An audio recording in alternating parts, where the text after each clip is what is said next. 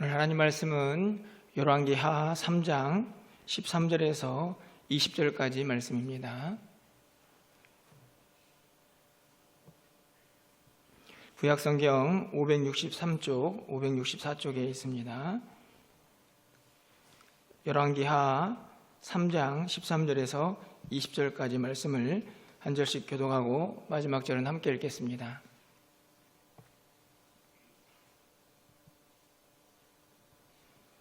엘리사가 이스라엘 왕에게 이르되 내가 당신과 무슨 상관이 있나이까? 당신의 부친의 선지자들과 당신의 모친의 선지자들에게로 가소서 하니 이스라엘 왕이 그에게 이르되 그렇지 아니하니이다. 여호와께서 이 세 왕을 불러 모아 모압의 손에 넘기려 하시나이다 하니라. 엘리사가 이르되 내가 섬기는 만군의 여호와께서 살아계심을 두고 맹세하노니 내가 만일 유다의 왕 여호사밧의 얼굴을 봄이 아니면 그 앞에서 당신을 향하지도 아니하고 보지도 아니하였으리이다. 이제 내게로 검은고 탈 자를 불러오소서 하니라. 검은고 타는 자가 검은고를 탈 때에 여호와의 손이 엘리야 위에 있더니 그가 이르되 여호와의 말씀이 이 골짜기에 개천을 많이 파라 하셨나이다.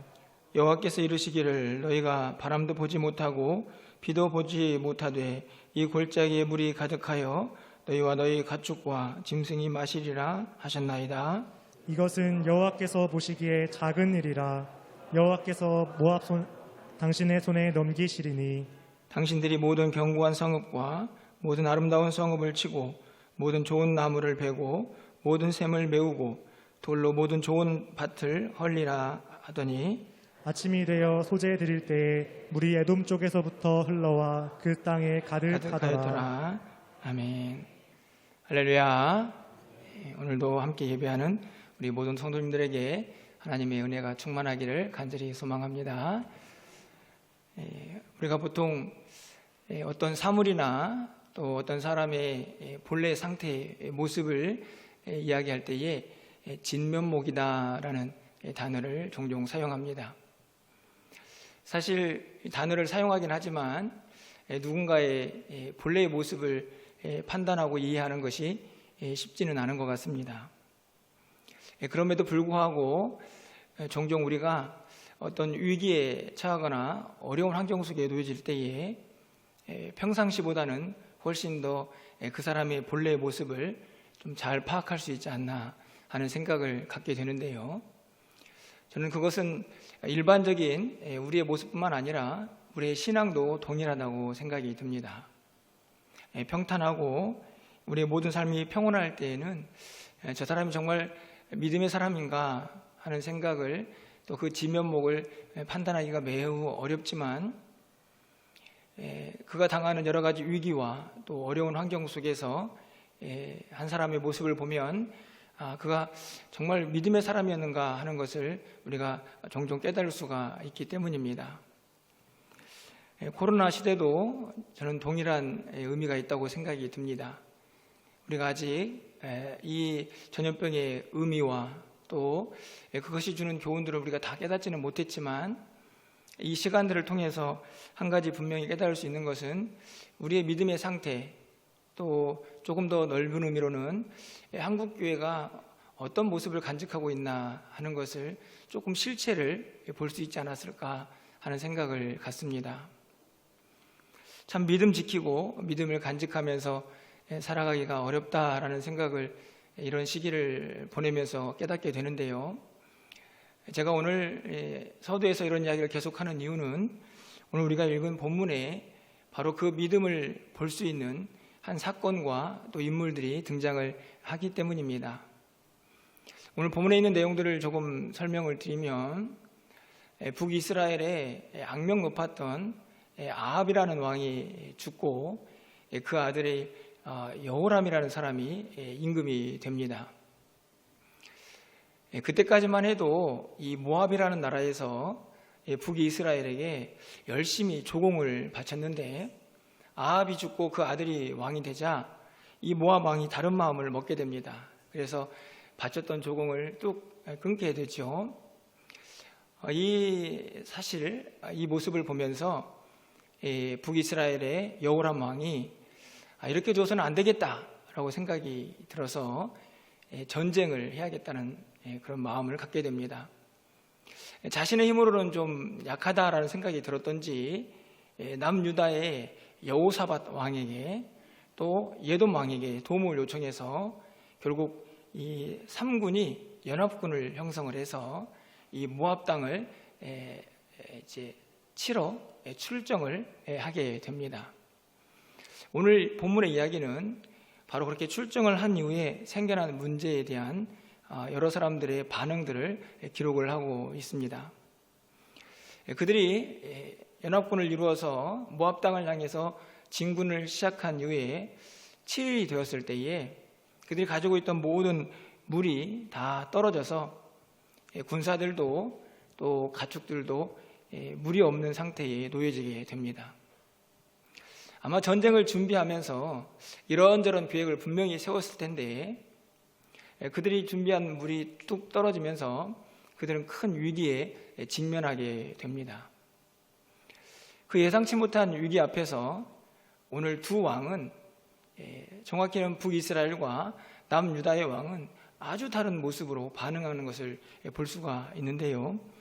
먼저 북이스라엘의 여호람 왕의 반응을 한번 보려고 합니다. 10절 말씀을 좀 가서 보시면,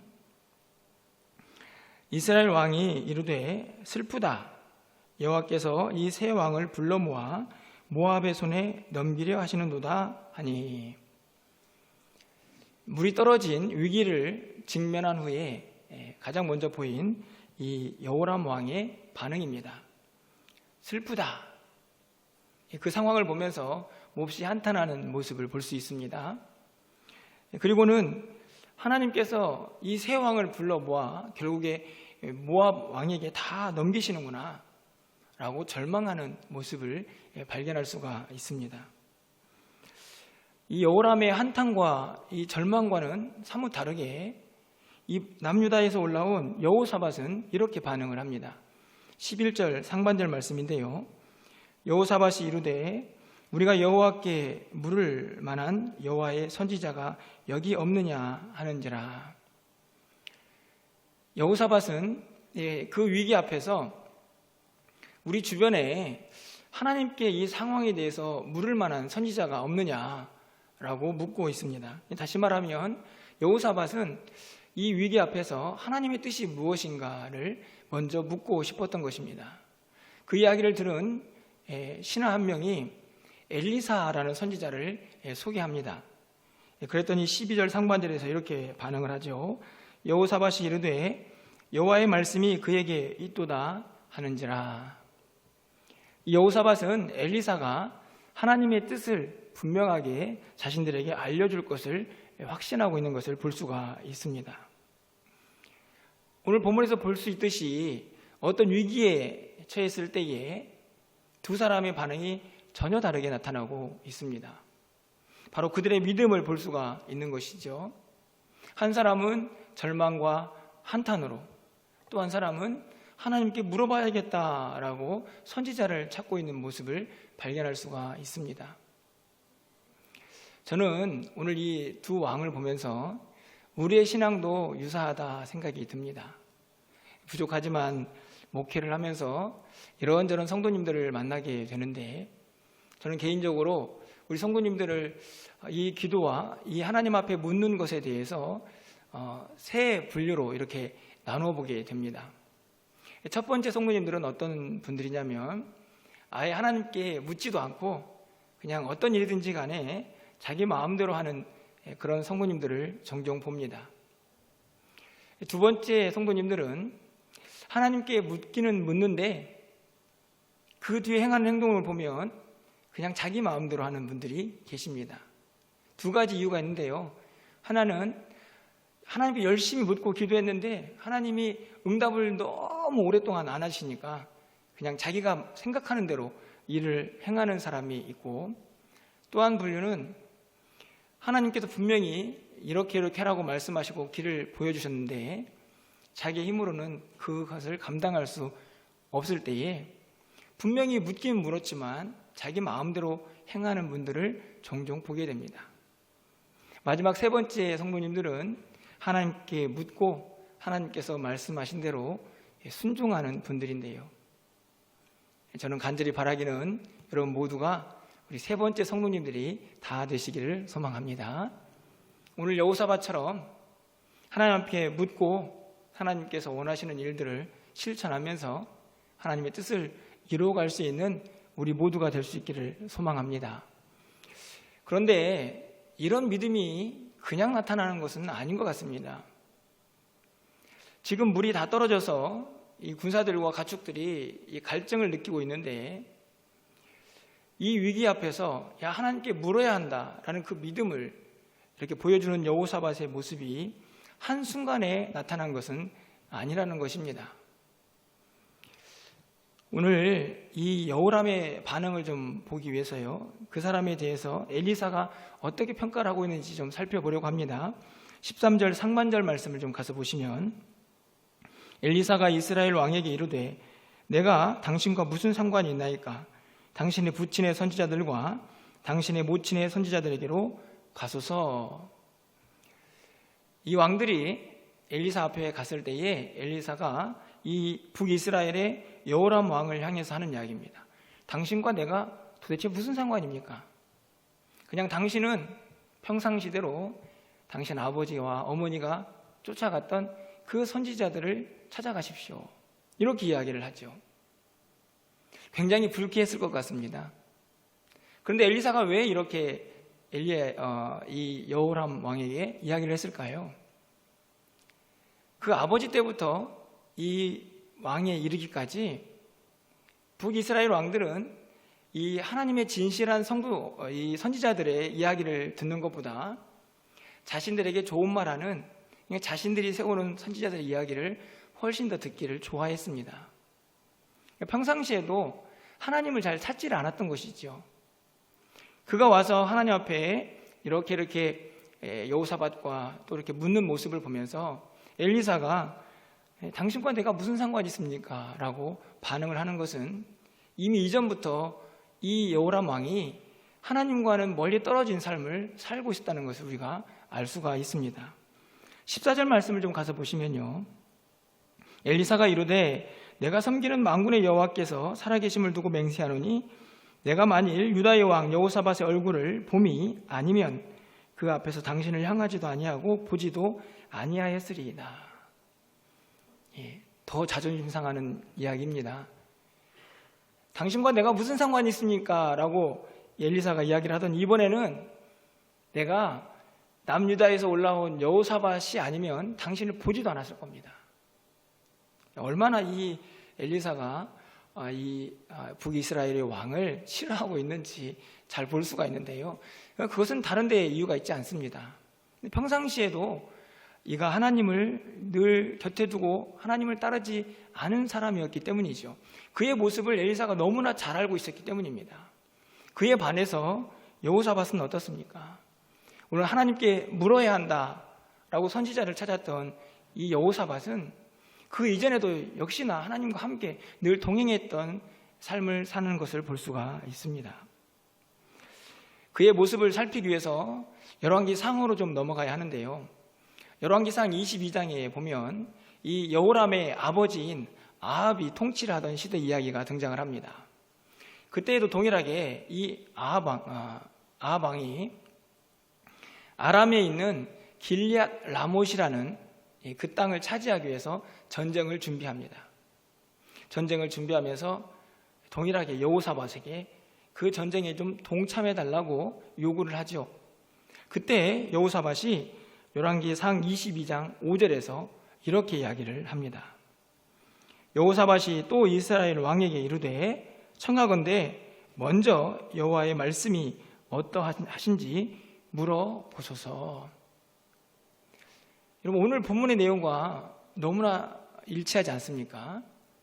지금 물이 다 떨어진 위기 앞에서 먼저 하나님께 물어야 한다 라고 그렇게 이야기하는 여호사밧의 모습은 이미 열왕기상 22장에서도 똑같은 전쟁에, 조금 다른 성경이지만 그 전쟁에 참여해야 할 때에 무엇보다도 하나님의 뜻이 무엇인가를 물어야 한다고 분명하게 이야기를 하고 있습니다. 다시 말하면 오늘 이 여호람과 이 여호사밧이 보여주고 있는 이 위기 앞에서의 그들의 모습은 그들의 평상시 믿음의 모습이었다는 것을 우리가 깨달을 수가 있다는 말씀입니다. 우리 모두는 어떤 상황에서 어떤 문제를 해결하고 어떤 길을 가려고 할 때에 모두가 하나님 앞에 묻기를 원할 수 있습니다. 하지만 더 중요한 것은 우리가 평상시에 어떤 모습으로 하나님과 함께하며 하나님을 섬기고 있느냐, 바로 그 평상시의 모습이 우리 앞에 놓여져 있는 많은 문제들, 그것들을 붙잡고 해결하는, 그래서 하나님 앞에 묻는 그 모습과 밀접하게 연관되어 있다는 사실입니다. 그렇기 때문에 오늘 우리는 매일매일 하루하루의 삶에서 하나님의 말씀을 묵상하고 그분께 기도하면서 우리의 믿음이 위기의 순간에도 제대로 작동할 수 있도록 늘 깨어 있어야 한다는 것을 오늘 본문이 분명하게 우리에게 가르쳐주고 있는 것이죠. 간절히 바라고 또 바라는 것은 여러분의 매일매일의 믿음 생활이 하나님과 늘 동행하시면서, 그리고 또 하나님의 뜻을 물어가시면서, 그리고 결정적으로 정말 위기에 처해, 그리고 위기의 상황이 우리에게 닥쳐왔을 때에 더 간절하게 하나님의 뜻을 물으며 하나님이 원하시는 길을 걸어갈 수 있는 저와 여러분이 되시기를 간절히 소망합니다. 이런 상황 앞에서 여호사밧과 또 왕들이 하나님의 뜻을 물을 때에 엘리사는 하나님께 그것을 묻고 그 처방을 이렇게 내려주지요. 16절 말씀을 함께 보도록 하겠습니다. 우리 16절 말씀은 함께 읽도록 하겠습니다. 그가 이르되 여호와의 말씀이 이 골짜기에 개천을 많이 팔아 하셨나이다. 하나님께서 엘리사에게 말씀하신 내용은 골짜기에 개천을 많이 팔아. 그 개천은 도랑을 의미하죠. 골짜기에 웬 개천인가, 이런 생각이 들게 하는 말씀입니다. 그냥 어느 한 지점을 지정하셔서 야, 우물을 열심히 파봐라, 그곳에서 물이 나올 것이다, 이렇게 말씀하셨다고 하면 조금 이해가 될 수 있는데, 그 삭막한 골짜기에 많은 개천, 도랑을 내라고 하는 하나님의 말씀이 조금은 이해가 안 되는 부분이 있을 수 있다 생각이 들어집니다. 상식적으로는 잘 판단이 서지 않는 것이죠. 17절 말씀은 더 기가 막힙니다. 여호와께서 이르시되 너희가 바람도 보지 못하고 비도 보지 못하되 그 골짜기에 물이 가득하여 너희와 너희 가축과 짐승이 마시리라 하셨나이다. 하나님께서 말씀을 하시는데 바람도 비도 보지 못할 것이다. 그런데 물은 가득 차고 넘칠 것이다. 여기서 바람과 비는 무엇을 의미합니까? 자연적인 현상이라고 볼 수 있습니다. 하나님께서는 그 비와 바람도 보지 않은 상태에서 그들의 문제를 해결하시겠다라고 말씀하시는 것이죠. 만약에 비와 바람이 있어서 그 개천에 물이 흘렀다고 하면 사람들은 이렇게 생각할 수도 있었을지 모릅니다. 야, 비가 오네. 비가 올 때가 된 것이지 라고 생각할 수도 있겠죠.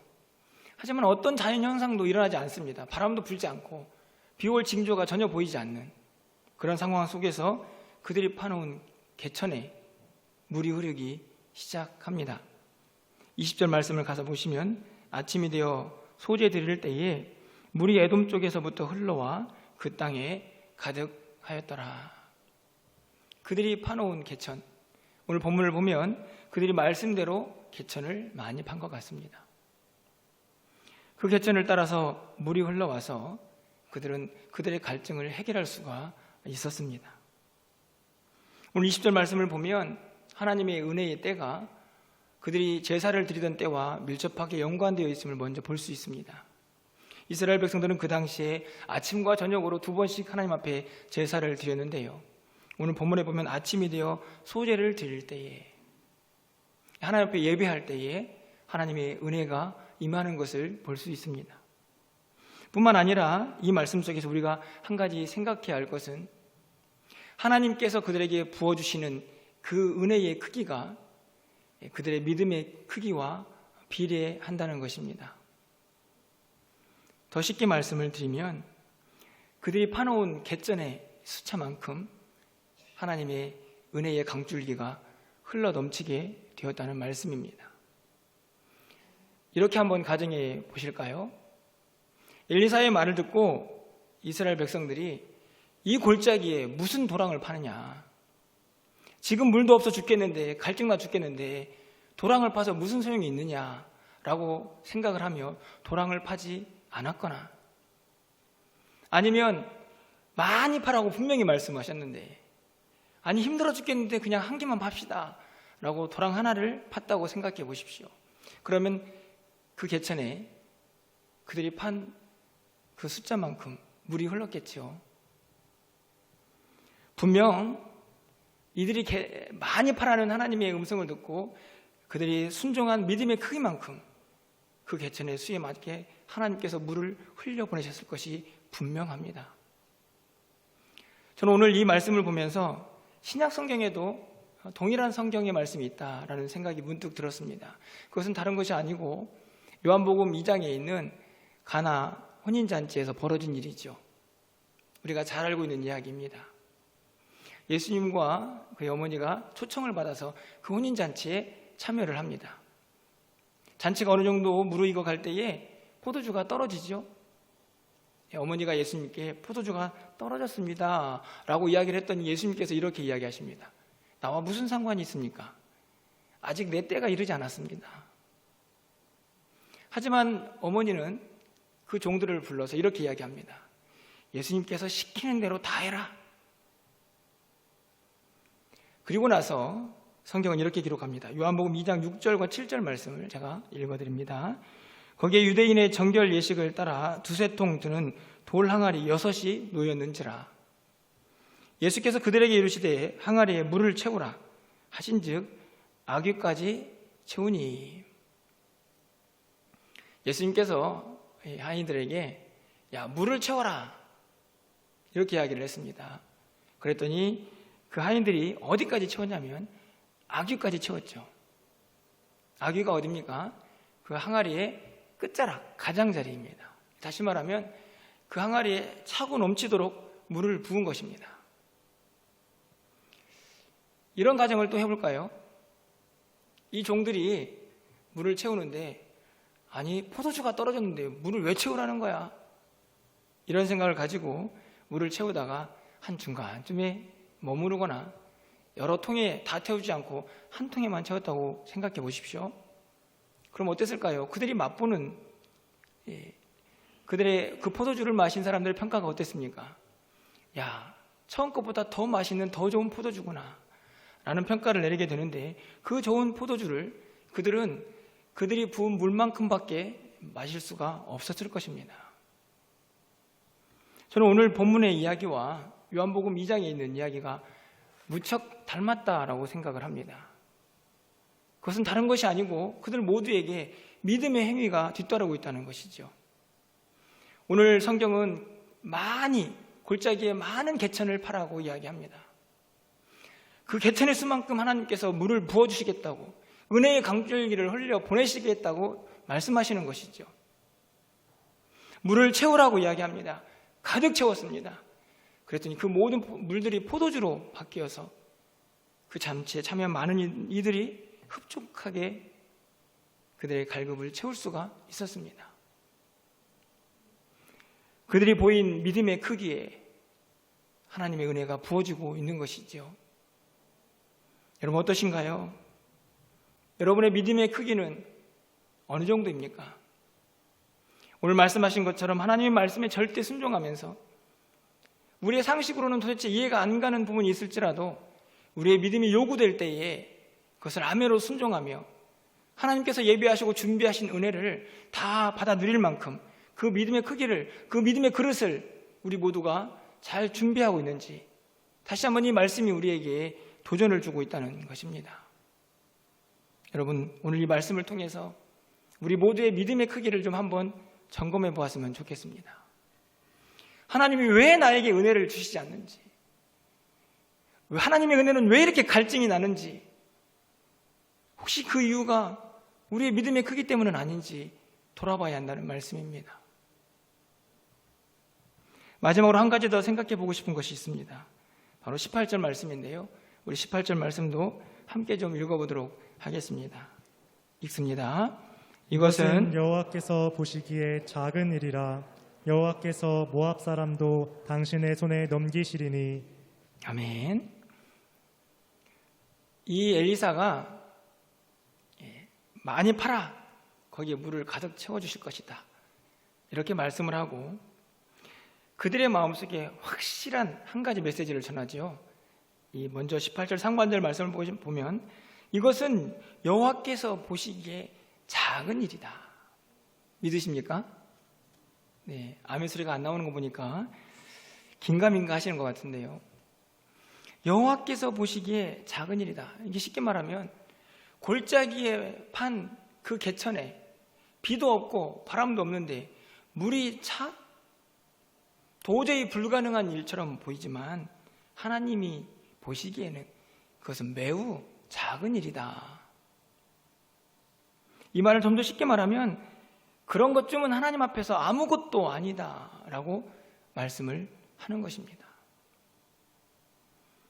여러분, 하나님은 전능하시죠. 하나님에게는 무한한 능력이 있습니다. 오늘 성경이 말씀하고 있는 이것은 여호와께서 보시기에 작은 일입니다 라고 하는 이 말씀은 바로 그것을 의미합니다. 하나님이 무한하시고 전능하시기 때문에 하나님의 뜻이라면 그런 일쯤은 아무것도 아닙니다 라고 말씀하고 있는 것이죠. 우리의 무능력과 우리의 제한된 시선이 하나님의 능력을 자꾸만 제한하고 있지는 않습니까? 오늘 이 말씀을 들으면서 여러분에게 그래, 하나님은 마치 도깨비 방망이처럼 내가 원하는 걸 다 해주시는 거야, 그런 분이야 라고 맹목적으로 맹신하라고 드리는 말씀이 아닙니다. 적어도 우리의 믿음이라고 하는 것은 전능하신 하나님을 우리가 믿고 있기에 그 하나님의 능력을 믿는다면 그 하나님을 우리의 시선으로, 우리의 능력 안으로 제한시키거나 그분의 믿음을 절대로 의심해서는, 그분을 향한 그 능력을 절대로 의심해서는 안 된다는 말씀입니다. 그분의 뜻이라면 골짜기에서 그 개천에 물이 흘러가는 일쯤은 아무것도 아니라는 사실, 인간의 눈으로 보기에는 결단코 불가능해 보이는 그 일일지라도 하나님의 뜻 안에서는 그것이 아무것도 아닐 수 있다는 사실을 우리가 결코 잊어서는 안 된다는 말씀이죠.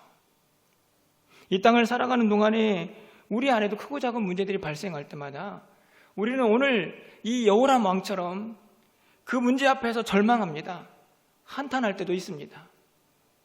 하지만 오늘 28절 상반절의 말씀을 기억한다고 하면, 우리가 그 하나님 앞에 묻고 그 하나님 앞에 모든 것들을 맡긴다고 하면 아마 분명히 우리의 한탄은 사라질 것입니다. 우리의 절망도 사라질 것입니다. 하나님 보시기에 그 모든 것들은 너무나 작은 일일 것이기 때문입니다. 그 믿음이 여러분 모두에게 있기를 소망합니다. 18절 하반절에서는 이렇게 이야기합니다. 여호와께서 모압 사람도 당신의 손에 넘기시리니. 저는 이 구절에서 정말 좋으신 하나님, 정말 좋으신 하나님을 보게 됩니다. 여러분, 지금 이스라엘 백성들, 이 연합군이 처한 위기가 무엇입니까? 물이 없는 거죠. 그런데 한 번 더 생각해 보시면 이 연합군이 뭐하러 여기 와 있나요? 전쟁하러 왔습니다. 더 쉽게 말하면 모압을 쳐서 이기려고 온 거죠. 그들이 지금 물 마시러 이곳에 온 것이 아니라는 말씀입니다. 그러니까 당장 지금 개천에 물이 흘려서 그 물을 마시는 것이 그들의 궁극적인 문제의 해결이 아니라는 것이죠. 그들은 승리가 필요했습니다. 이 전쟁에서 승리. 하나님께서는 오늘 본문을 보면 당장 눈앞에 있는 그들의 문제인 물도, 그 갈증도 채워주시지만 궁극적으로 그들이 가지고 있는 그들의 문제, 그 모압 땅을 쳐서 이겨야 하는 그 전쟁의 문제까지도 해결하십니다. 그 모든 것을 너희 손에 넘기셨다. 우리 하나님이시죠. 우리는 당장 우리 앞에 놓여지는 문제만으로도 끙끙거리며 그거 해결 안 되어서 안절부절할 때가 너무나 많이 있지만, 하나님은 더 큰 그림을 그리고 계실 때가 너무 많이 있다는 것입니다. 그래서 물으셔야 합니다. 하나님의 뜻이 무엇인지, 이런 위기와 상황 속에서 내가 가야 할 길을 가는 동안에 하나님께서 정말 무엇을 원하시는지. 저는 코로나도 동일하다고 생각이 듭니다. 최근에 기사를 보니까 세계적으로 2차 대유행이 시작되었다. 무서운 이야기죠. 그래서 미국의 어제 기준으로 하루 확진자가 8만 명이었습니다. 프랑스에서도 4만 명이 나왔습니다. 사실 대한민국도 안전지대가 아니고 언제 누가 걸려도 이상하지 않는 그런 시대를 살고 있습니다. 이 전염병을 놓고 보면 언제 끝날까? 끝날 수는 있을까? 그런 생각이 들죠. 하지만 저는 믿습니다. 하나님 보시기에 작은 일일 것이다. 우주 만물을 창조하셨습니다. 말씀 하나로. 그리고 여전히 그것을 하나님의 능력으로 통치하시고 다스리고 계시지요. 이 땅의 모든 것들이 그 하나님의 소유에 있습니다. 그 하나님께서 원하시면 그 어떤 것도 너무나 작은 일일 수 있다는 사실을 우리가 결코 잊어서는 안 된다는 말씀입니다. 그것이 우리의 믿음입니다. 말씀을 맺겠습니다. 우리가 세상을 살다 보면 어디로 가야 하나, 그리고 이런저런 위기 앞에서 이 문제를 어떻게 해결해야 하나 하는 고민이 될 때가 참 많이 있습니다. 하지만 여러분, 그때마다 잊지 마십시오.